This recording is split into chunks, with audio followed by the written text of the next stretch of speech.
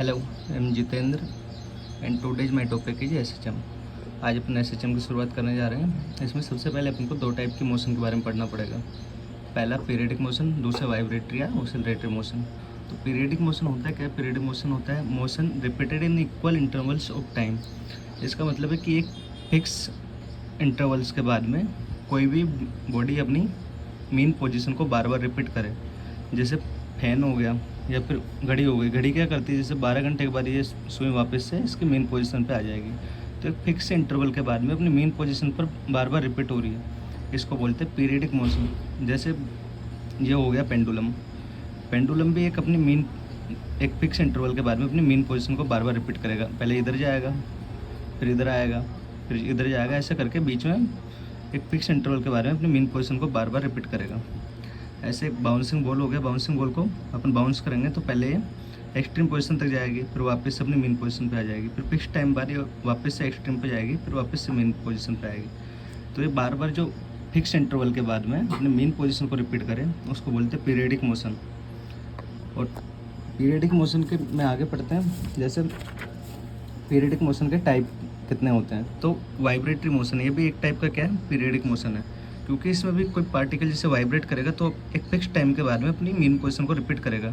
जैसे यहाँ से स्टार्ट किया इधर जाना तो वापस से इधर आ जाएगा, फिर इधर जाएगा, फिर वापस इधर आ जाएगा। तो फिक्स इंटरवल के बाद में अपनी मेन पोजीशन को रिपीट करेगा।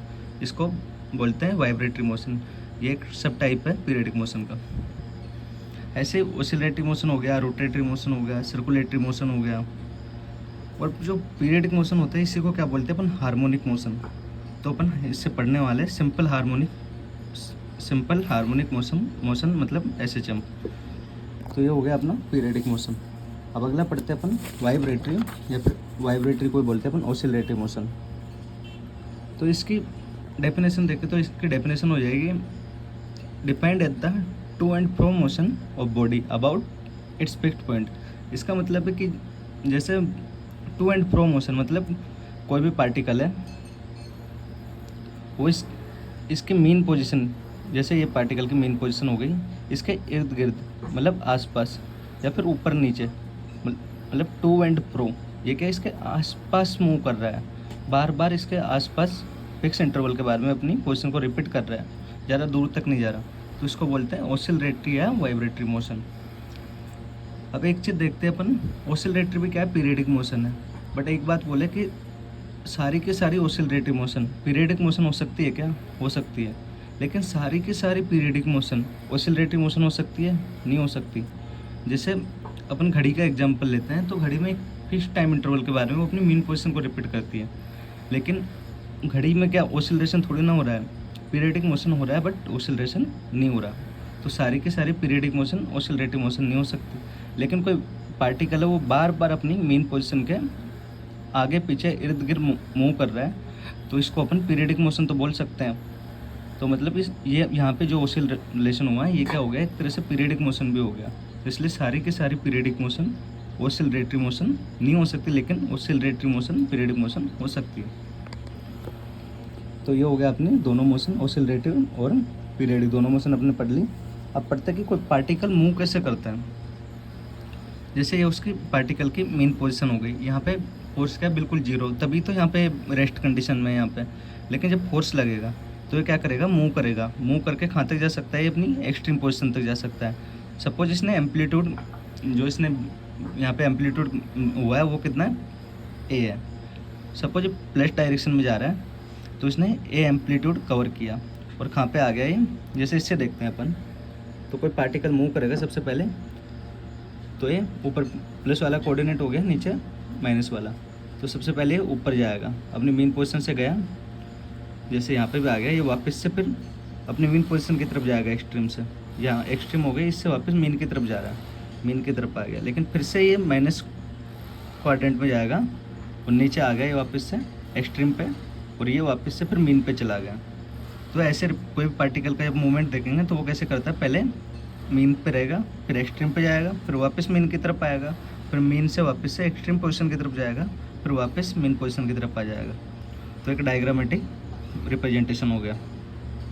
ईपी का मतलब क्या है, यहाँ पे extreme position, MP main position, F का मतलब फोर्स, ए का मतलब एम्पलीट्यूड और वी का मतलब वेलोसिटी। अब वेलोसिटी जैसे यहाँ पे मीन पोजीशन हो गई है और ये एक्सट्रीम पोजीशन हो गई, एक्सट्रीम पोजीशन से आगे नहीं जा रहा पार्टिकल, इसका मतलब है यहाँ पे वेलोसिटी 0 हो चुकी है। अब आगे देखते हैं, ये तो पढ़ लिया अपन ने दोनों मोशन के बारे में। अब कोई भी पार्टिकल एसएचएम कब करेगा या फिर कोई भी बॉडी एसएचएम कब कर सकती है, इसके लिए इक्वेशन होती है F is equal to minus K X की पावर एन। इसमें एफ क्या है, फोर्स है, के कांस्टेंट है, एक्स क्या है, डिस्प्लेसमेंट है, और जो पावर में एन है इसका मतलब क्या है यहाँ पे ओड नंबर। अगर कोई भी पार्टिकल या बॉडी इस इक्वेशन को फॉलो कर रही है तो इसका मतलब वो एसएचएम करेगी।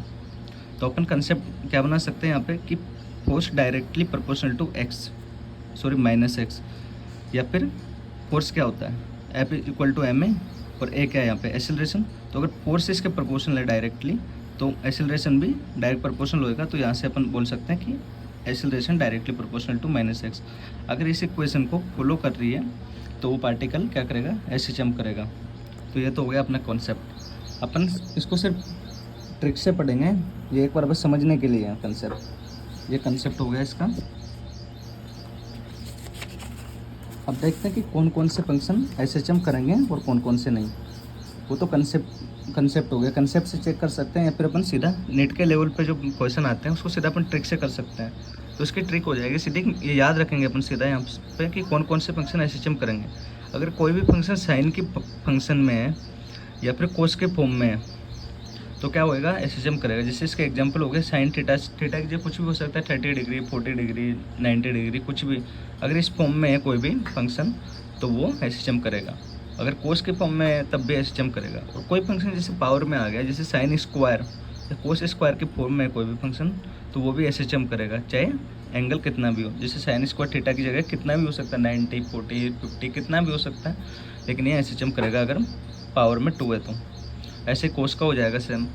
अब कोई फंक्शन मान ले क्यूब की फॉर्म में है, sine cube theta, cos cube theta, तो एसएचएम करेगा नहीं करेगा। जब भी पावर में क्यूब आ जाए तो वहाँ पे वो फंक्शन एसएचएम नहीं करेगा। अब सपोज कोई फंक्शन कॉम्बिनेशन का आ गया, ये तो सिंगल जैसे sine theta, sine square theta, sine cube theta, लेकिन कोई आ जाता है कॉम्बिनेशन जैसे साइन भी है और कोस भी है, दोनों है। Sine theta plus cos theta आ गया, sine theta minus cos theta आ गया, या फिर cos theta plus sine theta हो गया, cos theta minus sine theta हो गया, तो वो फंक्शन एसएचएम दिखाएगा या नहीं दिखाएगा। तो इसका पता कैसे करेंगे कि इसमें फ्रीक्वेंसी होती है, एंगल होता है। अगर दोनों साइन और कोस दोनों में एंगल सेम है तो वो फंक्शन एसएचएम करेगा। जैसे यहाँ भी 30 डिग्री है और यहाँ भी 30 डिग्री है, दोनों में एंगल सेम है तो वो एसएचएम करेगा। जैसे ये हो जाएगा sign theta minus cos theta, जैसे साइन 40 माइनस कोस 40 हो गया तो वो एसएचएम करेगा। अगर एंगल सेम है तो वो फंक्शन एसएचएम करेगा। लेकिन अगर ये एंगल अलग है, फ्रीक्वेंसी डिफरेंट है, तो वहाँ पे फंक्शन एसएचएम नहीं करेगा। जैसे यहाँ पे साइन थीटा हो गया, यहाँ पे कोस 2 थीटा, जैसे यहाँ पे 30 हो गया और यहाँ पे 60 हो गया, तो ये फंक्शन एसएचएम करेगा नहीं करेगा। ऐसे कोस थीटा प्लस साइन 2 थीटा हो गया तो भी वो फंक्शन एसएचएम नहीं करेगा।